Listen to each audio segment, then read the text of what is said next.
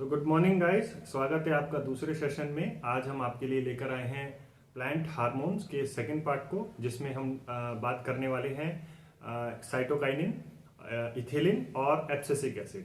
साथ ही साथ हम कुछ और हार्मोन्स की भी बात करेंगे जो रिसेंटली डिस्कवर्ड हुए हैं, क्या उनके फिजियोलॉजिकल फंक्शंस हैं। तो शुरू करते हैं, आ जाइए जुड़ते हैं। साइटोकाइनिन, तो इससे पहले हमने फर्स्ट पार्ट में बात किया था दो मेजर हार्मोन्स के बारे में जो थे ऑक्सिन एंड जिब्रेलिन, और उनके साथ साथ आज हम बात करने वाले हैं साइटोकाइनिन, इथिलीन और एब्सिसिक एसिड की। तो ये 5 हमारे मेजर इंपॉर्टेंट हार्मोन हैं, जिसमें से 2 हमने अपने फर्स्ट पार्ट में कवर किए और आज हम बचे हुए 3 हार्मोन भी कवर करने वाले हैं। तो साइटोकाइनिन आप लोग जानते हैं, नाम से ही साइटोकाइनिन का अपीयर हो रहा है। साइटो मीन्स होता है सेल और काइनिन मीन्स होता है डिवीजन। सो ऐसा हार्मोन जो सेल डिवीजन को प्रमोट करे। अब आपने अगर क्वेश्चन आता है कि सेल डिवीजन से कौन सा हार्मोन एसोसिएटेड है, तो आप सिंपली साइटोकाइनिन ऑप्शन लगा सकते हैं। It's a very easy thing कि साइटोकाइनिन सेल डिवीजन को प्रमोट करता है। आगे चलते हैं कि किसने इसको डिस्कवर्ड किया। तो बहुत सारे साइंटिस्ट के एफर्ट के बाद में फॉल्के स्कूग करके एक साइंटिस्ट थे, जिन्होंने सबसे पहले से आइडेंटिफाइड किया और उसकी डिस्कवरी का क्रेडिट भी फॉल्के स्कूग को जाता है। साथ ही साथ लेथाम करके एक साइंटिस्ट थे, जिन्होंने इसको नाम दिया साइटोकाइनिन। इससे पहले जो इनके साइटोकाइनिन के नाम थे वो बहुत सारे और भी नाम थे, जैसे जिएटिन इसे बोला जाता था। डिवीजन फैक्टर भी इसे कहा जाता था, जो नाम इसे वॉन ओवरबीक ने दिया था जब उन्होंने कल्चर्स में ये देखा कि कोकोनट मिल्क को ऐड करने पर वो कोकोनट मिल्क सेल डिवीजन को प्रमोट कर रहा है। इसके अलावा जो साइटोकाइनिन नाम आप देखते हैं आज, वो नाम इसे लेथाम ने दिया। लेथाम ने नाम देने के साथ साथ इसे इमेच्योर कॉर्न सीड्स यानी कि मीट सीड से भी आइसोलेट किया। उसके अलावा अब दूसरा हमारे सामने क्वेश्चन आता है कि साइटोकाइनिन सिंथेसाइज किस चीज से होता है। तो एडिनोसिन मोनोफॉस्फेट जो है, जिसे हम एएमपी भी बोलते हैं, एएमपी जो है साइटोकाइनिन का प्रीकर्सर है। और दोबारा जिब्रेलिक एसिड की तरह ये भी मेवालोनिक एसिड पाथवे से ही सिंथेसाइज होता है।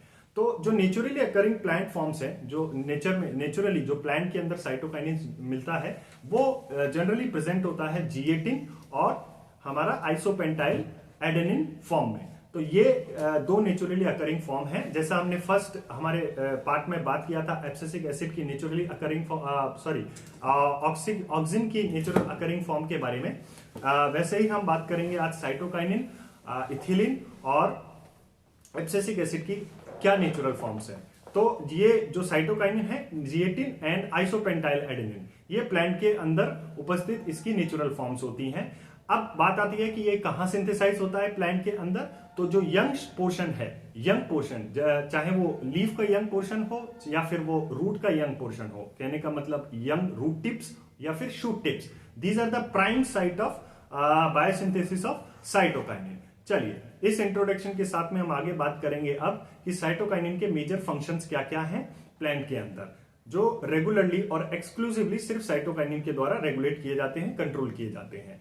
चलिए, तो सबसे पहला, जैसा कि नाम में हमने देखा कि साइटोकाइनिन का नाम से ही हमें पता लग रहा है कि ये सेल डिवीजन को कंट्रोल करने वाला एक हार्मोन है, प्लांट हार्मोन है। तो जो फर्स्ट इसका फिजियोलॉजिकल फंक्शन आता है, very important, that is cell division and cell enlargement also. Cultures में जब प्लांट टिश्यू कल्चर्स की बात करते हैं तो कैलस जो आपका बनता है, undifferentiated mass of cell, callus को बोला जाता है।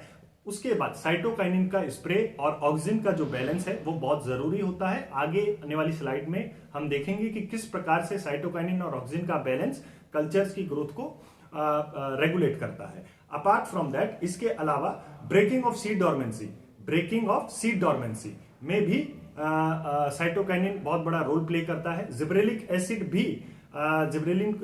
सीड जर्मिनेशन को प्रमोट करता है, और जिब्रेलिक एसिड के साथ साथ साइटोकाइनिन भी एक हार्मोन है जो डोरमेंसी को ब्रेक करता है। आगे बात करते हैं सीड जर्मिनेशन। यस, जैसा हमने देखा कि साइटोकाइनिन और जिब्रेलिक एसिड दोनों ही सीड डोरमेंसी को ब्रेक कर रहे हैं, तो इनके अपोजिट मैनर में ये सीड जर्मिनेशन को प्रमोट करेंगे। अगर क्वेश्चन में आपको दोनों ऑप्शन मिलते हैं कि जिब्रेलिक एसिड आंसर लगाना है या फिर साइटोकाइनिन आंसर लगाना है, अगर क्वेश्चन ये पूछा जाए कि the hormone which is responsible for breaking the seed dormancy और इनिशिएटिंग द जर्मिनेशन प्रोसेस, तब आपका पहला चॉइस जिब्रेलिन होगा, जिब्रेलिक एसिड होगा, क्योंकि जिब्रेलिक एसिड का वेल एस्टेब्लिश्ड और वेल नोन जर्मिनेशन में फंक्शन है। उसके अलावा साइटोकाइनिन पार्थेनोकार्पी को भी प्रमोट करता है, जो कि अगेन जिब्रेलिक एसिड और अपना ऑक्सिन के द्वारा भी कंट्रोल किए जाने वाले प्रोसेसेस है। Same femaleness, number of female flowers की ये संख्या बढ़ाता है प्लांट्स के अंदर। अगर आप साइटोकाइनिन का स्प्रे देते हैं तो ये प्लांट्स के अंदर फीमेल फ्लावर्स की संख्या को बढ़ाता है। हमने पहले बात किया था फर्स्ट पार्ट में कि ऑक्सिन भी फीमेलनेस को प्रमोट करता है। दूसरी तरफ जिब्रेलिक एसिड जो है वो मेल नंबर ऑफ फ्लावर्स की संख्या को बढ़ाता है। ओके, तो अब हम और फंक्शंस देखने से पहले रिचमोंड लैंग इफेक्ट के बारे में बात करेंगे। ये एक बहुत ही इंपॉर्टेंट इफेक्ट है जो कि साइटोकाइनिन से हाईली एसोसिएटेड है और क्वेश्चंस पेपर में आपको इससे रिलेटेड क्वेश्चंस आराम से मिल जाएंगे और आपने इसका आंसर साइटोकाइनिन देना है। तो ये रिचमोंड लैंग इफेक्ट है क्या, पहले इसके बारे में बात करते हैं।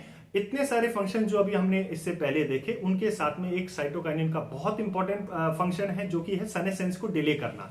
सेनेसेंस कुछ नहीं है, प्लांट की जो लेटर स्टेजेस में जब लीफ येलो होती है, ड्रूप होने लगती है, डाउन होने लगती है, उस प्रोसेस को, जो लीफ येलोइंग के प्रोसेस को सेनेसेंस कहते हैं और उस प्रोसेस को साइटोकाइनिन डिले करता है। एक साइंटिस्ट रिचमोंड जो थे, उन्होंने एक लीफ के ऊपर जो कि येलो कलर की लीफ थी, यहां आप देख रहे हैं, साइटोकाइनिन का स्प्रे किया तो वो लीफ रीग्रीन हो गई। That is nothing but Richmond Lang effect. Even though अगर आप पूरी लीफ में इतने पोर्शन पर भी आप सिर्फ साइटोकाइनिन का स्प्रे करते हैं तो आपको ये देखने को मिलेगा कि बाकी की लीफ तो येलो ही रहने वाली है, लेकिन जहां आपने साइटोकाइनिन का स्प्रे किया है, इवन दो इतने से स्पेस पर वो ग्रीन बना रहेगा। दैट मीन्स जो क्लोरोप्लास्ट का डिग्रेडेशन है वो साइटोकाइनिन जाके रोक देता है और इसी प्रोसेस को, इसी इफेक्ट को, इसी फिनोमिना को रिचमोंड लैंग इफेक्ट नाम दिया गया। तो आपने ये बहुत अच्छे से याद रखना है, बहुत इंपॉर्टेंट है ये। आपको रिचमोंड लैंग इफेक्ट से रिलेटेड क्वेश्चन बहुत मिलेंगे और आपने बेफिक्र होके आराम से साइटोकाइनिन ऑप्शन चूज करना है। चलिए इसके साथ ही हम अब देखते हैं साइटोकाइनिन के और फंक्शंस जो कि एसोसिएटेड हैं साइटोकाइनिन के साथ में। तो साइटोकाइनिन जो है मोबिलिटी में बहुत अच्छा रोल प्ले करता है। जितने भी प्लांट के अंदर बहुत सारे सब्सटेंसेस मिलते हैं, अमीनो एसिड, फॉस्फेट और several other type of substances, उनकी मोबिलिटी को साइटोकाइनिन इंक्रीज करता है। आज इसके साथ ही न्यूक्लिक एसिड मेटाबॉलिज्म में जैसा हमने देखा कि साइटोकाइनिन की जो प्रीकर्सेंस है वो एडेनिन्स है या एडेनोसिन मोनोफॉस्फेट है। ये एक तरीके से बाय प्रोडक्ट कह सकते हैं, या फिर जब डीएनए का डिग्रेडेशन होता है तो ये बाय प्रोडक्ट बनते हैं और इन्हीं से साइटोकाइनिन सिंथेसाइज होता है। तो obviously cytokinin nucleic acid metabolism से भी एसोसिएटेड एक प्लांट हार्मोन है। इसके अलावा साइटोकाइनिन प्लांट्स के अंदर प्रोटीन सिंथेसिस को प्रमोट करता है और फ्लावरिंग और लीफ ड्रॉप, इसको भी साइटोकाइनिन बेहतरीन तरीके से कंट्रोल करता है।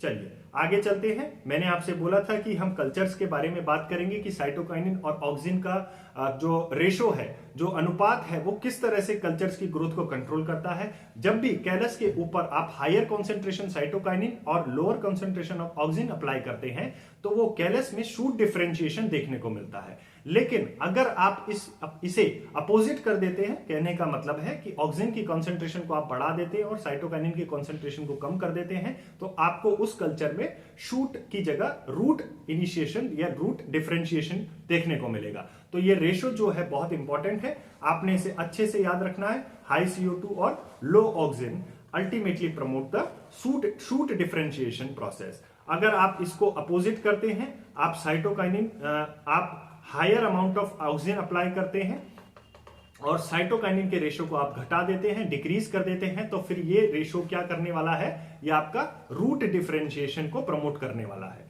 ठीक है, बहुत इंपॉर्टेंट है, ये भी पूछा जाता है आप लोगों से एग्जाम में। चलिए इसी के साथ हम अब आगे चलते हैं और बात करते हैं हमारे दूसरे हार्मोन की, जो है इथिलीन। दूसरा हार्मोन आज के प्रेजेंटेशन का, अगर आप फर्स्ट पार्ट भी कवर करते हैं तो ये आपके लिए फोर्थ हार्मोन होने वाला है। तो इथिलीन बहुत इंपॉर्टेंट हार्मोन है। इससे एसोसिएटेड जो पहला क्वेश्चन है वो है कि ये सिर्फ अकेला गैसियस हार्मोन है प्लांट्स के अंदर। तो आपको क्वेश्चन ये पूछा जाएगा कि which is the gaseous hormone. तो इथिलीन के अलावा कोई और हार्मोन गैसियस फॉर्म में अवेलेबल नहीं होता, ओनली इथिलीन ही गैसियस फॉर्म में अवेलेबल होता है, इसीलिए इसे गैसियस हार्मोन भी बोलते हैं। साथ ही साथ प्लांट के अंदर इथिलीन का एक मेजर रोल है जो आप सब लोग जानते होंगे, जो कि है राइपेनिंग ऑफ द फ्रूट्स। तो इसको राइपेनिंग हार्मोन भी हम कहते हैं। तो यहां आपके दो क्वेश्चंस बनते हैं, that one is it is gaseous hormone as well as it is ripening hormone. Ripening hormone, तो ये जो आपके दो टर्म्स है ये बहुत अच्छे से आपको याद रखने हैं, क्योंकि इथिलीन में ये क्वेश्चन आपको पूछे जाएंगे। जैसा कि हमारे पहले पॉइंट पर ही लिखा हुआ है, it is a gaseous plant growth regulator and synthesize most of the plant organ including the ripening fruits also. Ripening fruits के आसपास जब फ्रूट पकने को होता है, इथिलीन की कॉन्सेंट्रेशन मैक्सिमम अमाउंट में होती है। इसके साथ ही जो एजिंग टिश्यूज होते हैं, जैसे कि हमने बात किया सनेसेंस के दौरान जो एजिंग प्रोसेस होता है, उस टाइम पर भी जो टिश्यूज एजिंग फेस करते हैं, उनके अंदर भी इथिलीन की कॉन्सेंट्रेशन बहुत ज्यादा बढ़ी हुई होती है। ठीक है, अब बात करते हैं कि इथिलीन सिंथेसाइज किससे होता है, वेरी इंपॉर्टेंट अगेन। तो जैसा कि हमने ऑक्सिन में देखा था कि एक अमीनो एसिड ट्रिप्टोफेन ऑक्सिन के बायोसिंथेसिस के लिए जिम्मेदार है, यहां पर भी in case of ethylene also एक अमीनो एसिड जिसका नाम मिथियोनाइन होता है, यहां हमारे लास्ट पॉइंट पे लिखा हुआ है मिथियोनाइन, ये इथिलीन के प्रीकर्सर की तरह सर्व करता है। कई बार आपको पूछ लिया जाता है इमीडिएट प्रीकर्सर क्या है, या फिर हो सकता है आपको मिथियोनाइन ऑप्शन में ना दिया जाए, तब आपको एक और चीज याद रखना है 1ACC 1 अमीनो साइक्लोप्रोपेन, इसको भी कई बार ऑप्शन में दिया जाता है। ये इमीडिएट प्रीकर्सर है, कहने का मतलब होता है कि वो पदार्थ, वो सब्सटेंस या वो कंपाउंड जो इथिलीन से जस्ट एक स्टेप पहले बनता है, उसे हम इमीडिएट प्रीकर्सर बोलते हैं। मिथियोनाइन पहले कन्वर्ट होता है एसीसी में, और एसीसी फिर कन्वर्ट होता है इथिलीन में। ये जो पूरा प्रोसेस है, ये जो पूरा साइकिल होता है, इसे हम यंग साइकिल बोलते हैं। तो कहने का मतलब ये हुआ कि इथिलीन यंग साइकिल के थ्रू बनता है।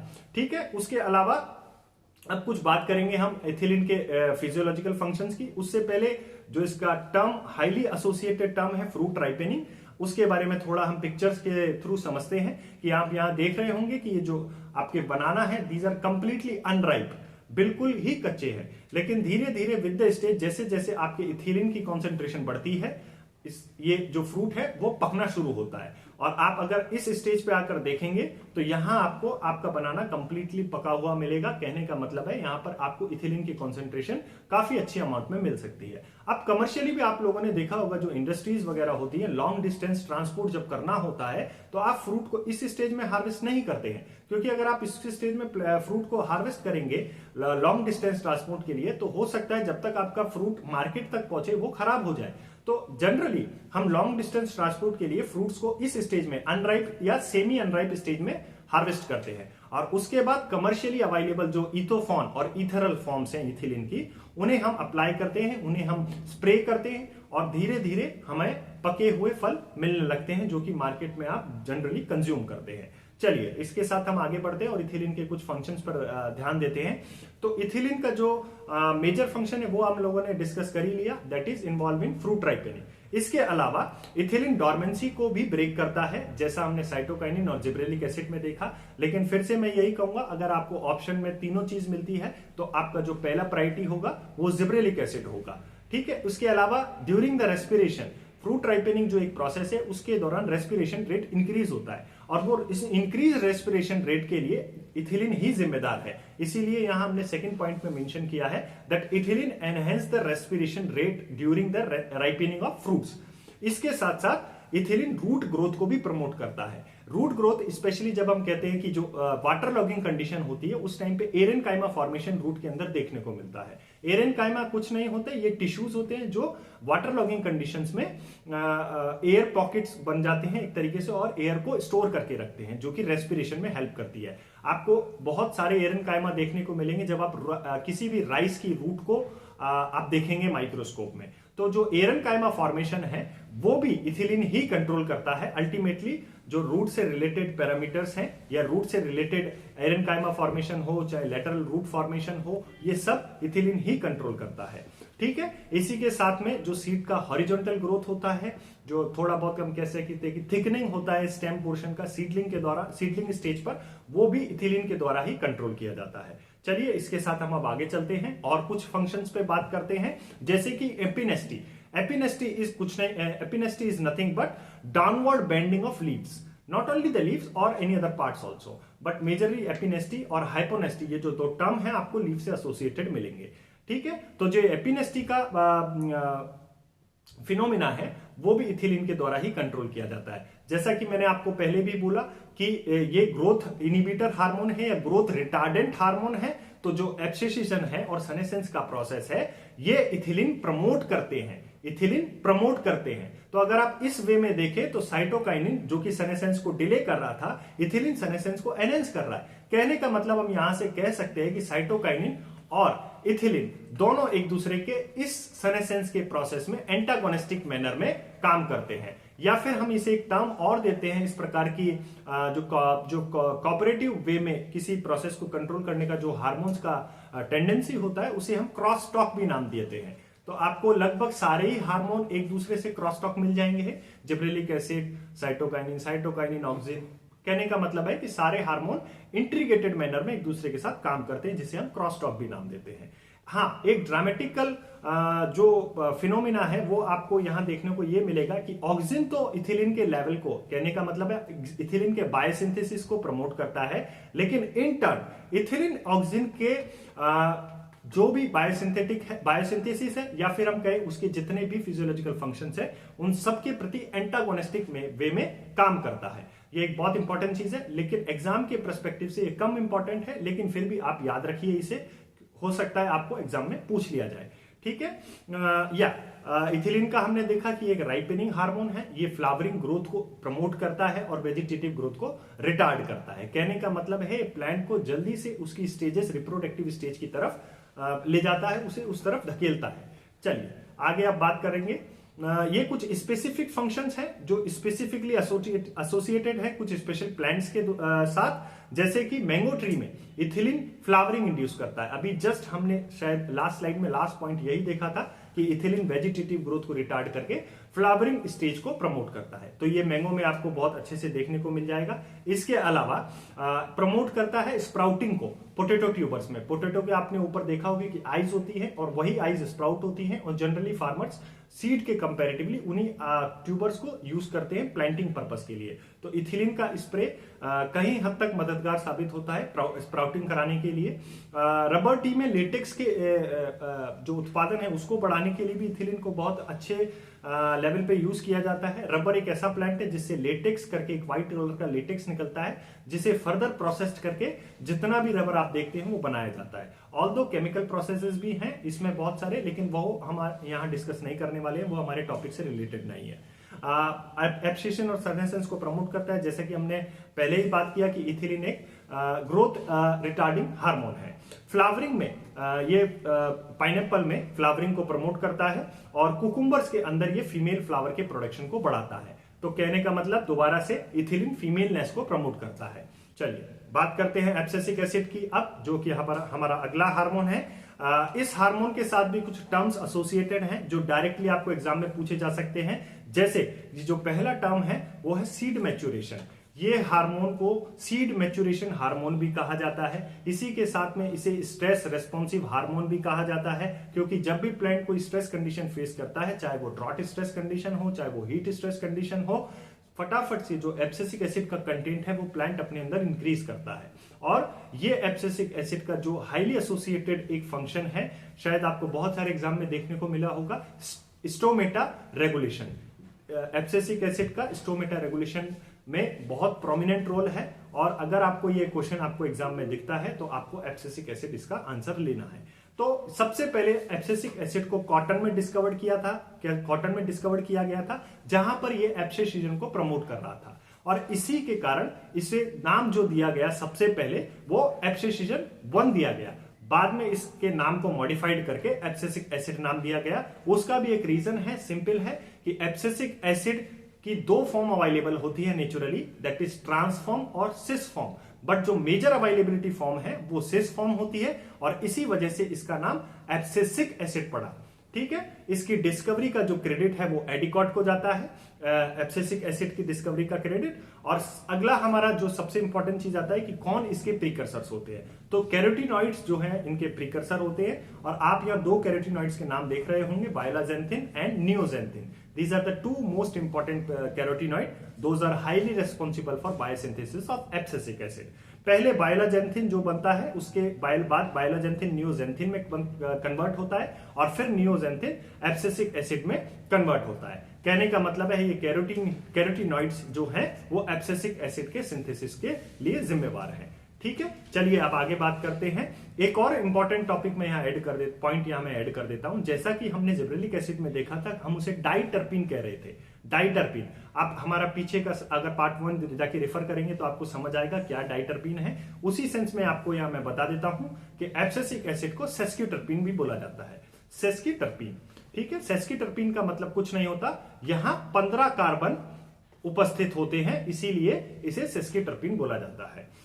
चलिए आगे बात करते हैं कि ये कहां सिंथेसाइज होता है। तो रूट के साथ साथ स्टेम, लीफ में भी ये सिंथेसाइज होता है, लेकिन जो प्राइमरी साइट है, मेजर साइट है, वो इसकी स्टेम होती है। क्योंकि आप यहां से आप समझ सकते हैं कि जब भी प्लांट के अंदर कोई स्ट्रेस कंडीशन आने वाली है, प्लांट सबसे पहले जो रूट ऑर्गन्स है प्लांट के, वही वाटर की डेफिशिएंसी को, suppose to be water stress है तो रूट ही वो ऑर्गन होने वाला है जो सबसे पहले उस वाटर डेफिशिएंसी को सेंस करेगा। तो सबसे पहले रूट में ये सिंथेसाइज होता है, और उसके बाद में सिग्नल्स भेजे जाते हैं कि लीफ में भी एब्सिसिक एसिड को सिंथेसाइज किया जाए और तुरंत स्टोमेटा क्लोजिंग की जाए, या फिर फ्लोएम के थ्रू या जाइलम के थ्रू भी इसे ट्रांसपोर्ट किया जाता है अपर प्लांट पार्ट्स में, या कहने का मतलब है शूट पार्ट में। जिब्रेलिक एसिड एंटागोनिस्टिकली मैनर में काम करता है जिब्रेलिक एसिड के। वो कैसे? वो सीड जर्मिनेशन के प्रोसेस में। हमने आपको बताया कि सीड जर्मिनेशन जो है वो जिब्रेलिक एसिड प्रमोट करता है या बढ़ाता है, लेकिन अगर आप दूसरी तरफ देखेंगे तो एब्सिसिक एसिड जो है वो सीड जर्मिनेशन को घटाता है और प्लांट की डोरमेंसी को बनाए रखता है। कहने का मतलब है कि अगर आपके सीड के अंदर एब्सिसिक एसिड का कंटेंट ज्यादा है और जिब्रेलिक एसिड का कंटेंट कम है, तो आपका सीड जर्मिनेट नहीं होगा, वो डोर्मिनेंट बना रहेगा। लेकिन अगर आप जिब्रेलिक एसिड का कंटेंट वापस से इंक्रीज कर देते हैं और एब्सिसिक एसिड का कंटेंट डिक्रीज करवा देते हैं, तो आपका सीड जर्मिनेट हो जाएगा। जनरली सीड जर्मिनेशन के लिए जो ट्रीटमेंट दिए जाते हैं उसमें लीचिंग वगैरह जो होती है, वहां पर काउमेरिन्स करके जो इनिबिटर्स होते हैं, फिनोलिक सब्सटेंसेस जो इनिबिटर होते हैं, एब्सिसिक एसिड जो इनिबिटर होते हैं, उन्हें लीच किया जाता है ताकि अल्टीमेटली सीड अपने जिब्रेलिक एसिड कंटेंट को बढ़ाए और सीड जर्मिनेशन का प्रोसेस हो सके। साथ ही साथ आपने एक और टर्म यहां सुना होगा, मैं वो भी इंक्लूड करना चाहूंगा, एग्जाम्स में ये टर्म पूछ लिया जाता है, विविपेरी। विविपेरी क्या चीज होती है? Vivipary is nothing but seed का जब अपने मदर प्लांट से वो अटैच है तब ही जर्मिनेट हो जाना। जनरली आप देखते होंगे कि सीड जब मदर प्लांट से अपने क्रॉप से आपने हार्वेस्ट कर लिया, उसके बाद हम उसको जर्मिनेट करते हैं। लेकिन मैंग्रोव्स के अंदर जहां कंडीशन सुटेबल नहीं होती सीड जर्मिनेशन के लिए, क्योंकि आप सब लोग जानते हैं मैंग्रोव्स में मार्शी कंडीशंस होती है और सीड के लिए पॉसिबल नहीं होता कि वो उन मार्शी कंडीशंस में इजीली ग्रो कर पाए या जर्मिनेट हो पाए। तो ऐसे कंडीशंस में क्या होता है कि सीड जो है जब वो अपने मदर प्लांट से अटैच होता है तभी जर्मिनेट हो जाता है और रेडिकल प्लूमेल तक उसमें डेवलप हो जाते हैं। उसके बाद जब मदर प्लांट से सीड डिटैच होता है तो वो सीधा एक तरीके से उस दलदली इलाके में, जो कि आपको मैंग्रोव्स में देखने को मिलेगा, वो उसमें धंस जाता है और रूट वहां से डेवलप होने के बाद शूट सिस्टम डेवलप होना शुरू होता है। तो इसे विविपेरी कहा जाता है। और ये विविपेरी आपको देखने को मिलेगा उन सीड्स में या उन प्लांट्स में जहां जिब्रेलिक एसिड का कंटेंट बहुत ज्यादा हायर होता है और एब्सिसिक एसिड लगभग एब्सेंट होता है। क्योंकि विविपेरी हमने देखा कि वो फिनोमिना है या वो प्रोसेस है जहां पर सीड अपने मदर प्लांट से अटैच होने पर ही जर्मिनेट हो जाता है। तो कहने का मतलब ये जर्मिनेशन की प्रोसेस है, इसीलिए जिब्रेलिक एसिड का कंटेंट बहुत ज्यादा हाई होगा और एब्सिसिक एसिड का कंटेंट बहुत कम या लगभग ना के बराबर होगा। तो जो ये विविपेरी है, ये आपने एक टर्म याद रखना है और इससे अगर एसोसिएटेड कोई क्वेश्चन आता है तो आपको इसे आराम से कंप्लीट करना है समझकर। चलिए अब आगे हम बात करते हैं एब्सिसिक एसिड के बारे में और कुछ फंक्शंस के बारे में। जैसा कि हमने देखा कि ये भी एक इथिलीन की तरह ग्रोथ रिटार्डेंट हार्मोन है। तो बड डॉर्मेंसी को ये इंड्यूस करता है, जैसे सीड डॉर्मेंसी को ये इंड्यूस करता है उसी प्रकार से बड डॉर्मेंसी को भी इंड्यूस करता है, सनेसेंस को प्रमोट करता है, लीफ एब्सेशन को प्रमोट करता है। सारे वही फिनोमिना हैं जो हमने इथिलीन के साथ पढ़े, क्योंकि दोनों ही क्या है, बार बार मैं एक ही चीज बोल रहा हूं कि ग्रोथ रिटार्ड हार्मोन है। ठीक है, इसके अलावा ये लॉन्ग डे प्लांट्स में फ्लावरिंग को इंड्यूस करता है। ये कुछ कॉमन फंक्शंस हैं जो एब्सिसिक एसिड से हाईली एसोसिएटेड है। इन्हीं के साथ एक और इंपॉर्टेंट जो पॉइंट है मैं वो यहां ऐड करना चाहूंगा, जो कि है सिंथेटिक सीड प्रोडक्शन। ये बहुत इंपॉर्टेंट है। सिंथेटिक सीड प्रोडक्शन में भी एब्सिसिक एसिड का बहुत अच्छे से इस्तेमाल होता है, या कह सकते हैं सिंथेटिक सीड प्रोडक्शन के लिए एब्सिसिक एसिड जिम्मेदार होता है। चलिए अब आगे बात करते हैं। इसके साथ ही ये जिब्रेलिक एंटी जिब्रेलिन है जो हमने पहले ही बात किया। ये स्टोमेटा की मूवमेंट को रेगुलेट करता है, क्योंकि एक स्ट्रेस हार्मोन है, हमने पहले ही बात किया स्ट्रेस हार्मोन है, तो ये स्टोमेटा की मूवमेंट को रेगुलेट करता है। जनरली स्टोमेटा क्लोजर को ये प्रमोट करता है क्या। और उसी के साथ सीड मैच्योरेशन हार्मोन है, मैंने पहले ही सबसे पहले ये बात बोला, क्योंकि ये सीड के अंदर जो डेवलपमेंट प्रोसेसेस होते हैं या मैच्योरिटी प्रोसेसेस होते हैं उनको प्रमोट करता है। ठीक है, इसी के साथ कुछ और अगर बातें देखी जाए तो ये डॉर्मेंसी को इंड्यूस करता है, ये भी हम ऑलरेडी कवर कर चुके हैं। ठीक है, चलिए अब आप बात करते हैं कुछ और हार्मोन्स के बारे में जो रिसेंटली डिस्कवर्ड हुए हैं, और इनके कुछ बहुत इंपॉर्टेंट प्लांट के अंदर रोल्स हैं जिनके बारे में हम थोड़ा सा बात करेंगे। जैसे कि 1-ट्राइकोंट्रेनॉल, ये एक सैचुरेटेड प्राइमरी अल्कोहल है नेचर में, या केमिकली हम इसको बोल सकते हैं। अल्फा की जो शूट है वहां से इसे आइसोलेट किया गया था, और ये ग्रोथ बढ़ाने में बहुत अच्छा है, बहुत अच्छे से इस्तेमाल भी होता है। जो राइस और मेज है इसमें ये ग्रोथ इंक्रीज करता है जनरली। एक्चुअली ट्राइकोंट्रेनॉल एक बहुत कॉस्टली हार्मोन है, तो जनरली इसे हाई वैल्यूड क्रॉप में इस्तेमाल किया जाता है। जैसे कि आप फ्लावर क्रॉप देख सकते हैं, फ्लावर क्रॉप में जैसे कि रोज में ये जो ब्रैक्ट साइज होता है उसे इंक्रीज करता है। इसके साथ ही हमारा जो एक और हार्मोन हम ले रहे हैं वो है ब्रेसिन्स। इसके नाम से आप समझ सकते हैं कि सबसे पहले इसे रेप सीड में इसे डिस्कवर किया था, पोलन ग्रेन में, रेप सीड के पोलन ग्रेन में, वहीं से इसे नाम दिया गया ब्रेसिन्स। और ये एक स्टीरॉइड टाइप का हार्मोन है जो कि ग्रोथ को प्रमोट करता है अल्टीमेटली। और जैसा कि हमने बोला कि ये पोलन ग्रेन से आइसोलेट किया गया था, अल्टीमेटली ये पोलन्स की पोलन ट्यूब ग्रोथ को प्रमोट करता है। पोलन ट्यूब ग्रोथ को ये क्या करता है, प्रमोट करता है। चलिए आगे बात करते हैं ज़ैंथोजिन के बारे में। जनरली ये एक ऐसा ग्रोथ इनिबिटर है जो एब्सिसिक एसिड की एक्टिविटी को रोकता है, या हम कहें कि ये एब्सिसिक एसिड के एंटागोनिस्टिक मैनर में काम करता है। चलिए अब हम आगे बात करते हैं अगली स्लाइड में कुछ और फ्लावरिंग हार्मोन के बारे में, कुछ और हार्मोन के बारे में जिन्हें कि जैसे कि हम बात कर रहे थे फोटोपिरिडिज्म और वर्नेलाइजेशन में जब हम देखते हैं तो ये आपको नाम बहुत कॉमनली मिलेंगे, फ्लोरिंजन, एंथेसिन और वर्नेलिन। ये तीनों ही हार्मोन फ्लावरिंग से एसोसिएटेड हैं, इसीलिए हम इन्हें फ्लावरिंग हार्मोन भी नाम दे देते हैं। ठीक है, साथ ही साथ हमने आपके लिए एक टेबल भी प्रस्तुत किया है जो आप यहाँ देख रहे होंगे। इस टेबल में हमने कुछ पीजीआर्स लिए हैं और उनके क्या यूजेस हैं प्लांट्स में, जनरली उनके बारे में हम बात कर रहे हैं। जैसा कि 2,4-D, 2,4,5-T, ये आप लोग जानते ही हैं सिंथेटिक ऑक्सिन्स है, और ये as a herbicide widely use होते हैं प्लांट्स में। 2,4-D मैंने आपको बताया था कि जो 2,4-D सिंथेटिक फॉर्म है वो डाइकॉट्स के लिए यूज होती है, डाइकॉट वीड्स के लिए यूज होती है, और 2,4,5-T जो फॉर्म है वो मोनोकॉट वीड्स के लिए यूज होती है। ठीक है, इसी के साथ इथोफॉन है, ग्लाइफोसेट है, माइलक हाइड्रोजाइड है, उनसे एसोसिएटेड यूजेस जो हैं इनके यहाँ लिखे हुए हैं। जैसे कि ग्लाइफोसेट और इथोफॉन दोनों ही शुगर केन राइपेनर है। इथोफॉन तो नॉट ओनली शुगर केन, बहुत सारी अदर क्रॉप्स में भी राइपेनिंग हार्मोन की तरह काम करता है। ट्राइकोंट्रेनॉल के बारे में हमने अभी अभी बात किया कि ये जो फ्लावर क्रॉप है उनकी ग्रोथ में स्टिमुलेंट की तरह काम करता है। क्यों? क्योंकि ये हाई वैल्यूड क्रॉप है और ट्राइकोंट्रेनॉल एक थोड़ा कॉस्टली हार्मोन है जनरली, इसीलिए फील्ड क्रॉप या हॉर्टिकल्चर क्रॉप के मुकाबले इन्हें हाई वैल्यूड क्रॉप में इस्तेमाल करना ज्यादा बेनिफिशियल होता है, ज्यादा इकोनॉमिकली बेनिफिटेड होता है। NAA ये भी एक सिंथेटिक हार्मोन है ऑक्सिन का, जो कि नंबर ऑफ फ्लावर इंक्रीज करता है और फ्रूट साइज को इंक्रीज करता है। जिब्रेलिन आप सब लोगों ने देखे ही प्लांट फिजियोलॉजिकल फंक्शंस में, जब हमने बात किया था जिब्रेलिन के फिजियोलॉजिकल फंक्शंस के बारे में, तो ये seedless fruit production as well as fruit size को बढ़ाने में मददगार है। बाकी इथाइलिन और एब्सिसिक एसिड के फंक्शंस के बारे में हम पहले वाली स्लाइड्स में ऑलरेडी बात कर चुके हैं। चलिए अब आगे बात करते हैं। एक और हमने एक और आपके लिए स्लाइड यहाँ पर रखा है जो नेचुरल फॉर्म्स को दिखाता है। जैसे कि ऑक्सिन के बारे में मैंने आपको बताया था दैट IAA और इसी के साथ IBA इंडोल ब्यूटारिक एसिड, ये दोनों नेचुरली मिलने वाली, प्लांट के अंदर मिलने वाली फॉर्म्स हैं ऑक्सीजन की। जिब्रेलिन्स का GA3 या GA7, ये सब नेचुरली अकरिंग फॉर्म है। साइटोकाइनिन की काइनेटिन एंड जिएटिन। इथिलीन की बात करें तो इथिलीन ही गैसियस हार्मोन है, जो इथिलीन ही इसकी नेचुरल फॉर्म है। एब्सिसिक एसिड के साथ में आपको फिजिक एसिड या एब्सिसिक एसिड देखने को मिल जाएगा, दोनों ही नेचुरल फॉर्म है। और इसके साथ कुछ फिनोलिक सब्सटेंसेस भी ग्रोथ को कंट्रोल करते हैं, इधर इन डिक्रीजिंग वे और इंक्रीजिंग वे।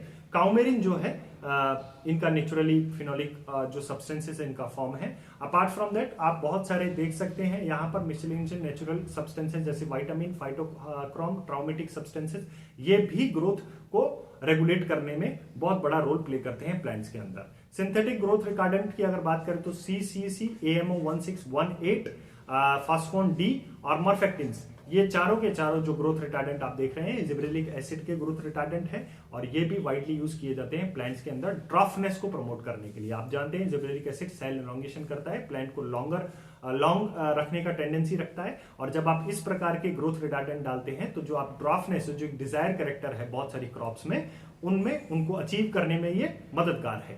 कॉटन डिफोलिएंट एब्सिसिक एसिड है, जैसा कि मैंने आपको बताया कि कॉटन में ये सबसे पहले डिस्कवर किया था एब्सिसिन को प्रमोट करते हुए। कहने का मतलब है उनको डिफोलिएंट की तरह इसको इस्तेमाल किया गया था। तो बहुत बहुत धन्यवाद हमारे साथ जुड़ने के लिए, और आप हमारे दोनों पार्ट्स देख सकते हैं, पार्ट 1, पार्ट 2। ग्रोथ हार्मोन एक बड़ा टॉपिक है, इसीलिए हमने इसे 2 पार्ट्स में कवर किया। मैं समझूंगा कि दोनों ही पार्ट आपके लिए बहुत इंपॉर्टेंट है, और आप दोनों रिफर करिए। कुछ बहुत इंपॉर्टेंट क्वेश्चन हमने इस पोर्शन में कवर किए हैं जो कि निश्चित रूप से आपके काम आएंगे, और शायद हो सकता है आपके कुछ क्वेश्चंस ये आपको आपके कॉम्पिटिटिव एग्जाम्स में भी मिले। तो बहुत बहुत धन्यवाद हमारे साथ जुड़ने के लिए। Thank you very much.